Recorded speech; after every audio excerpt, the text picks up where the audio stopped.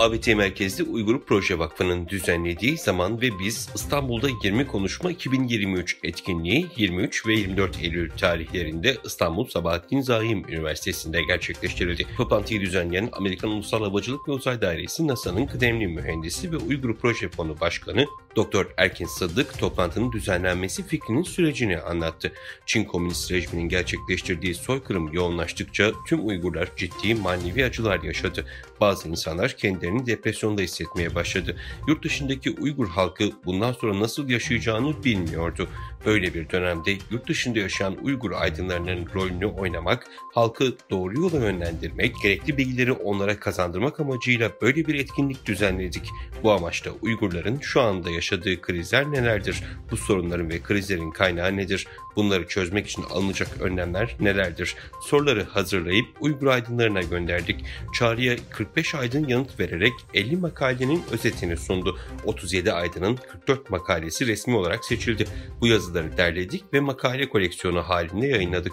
550 sayfalık bir kitap çıktı. Bu kitabı konferansa katılanlara ücretsiz olarak dağıttık ifadelerini kullandı.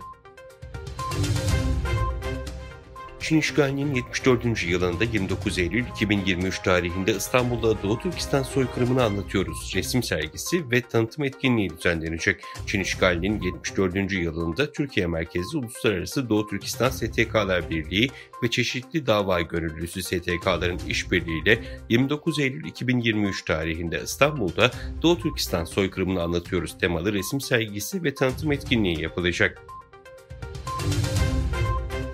Çin'in Hangzhou şehrinde düzenlenecek 19. Asya oyunlarına katılan Hindistan Wushu milli takımı sporcularından 3'ü iki ülke arasında ihtilaflı sınır bölgesindeki Arunachal Pradesh eyaletinden oldukları için vize alamadı. Hindistan'ın uzak doğu dövüş sporu dalı olan Wushu müsabakaları için oluşturduğu 10 kişilik milli takımındaki 7 sporcu Çin'e hareket ederken Arunachal Pradesh eyaleti nüfusuna kayıtlı 3 sporcuya vize çıkmadı.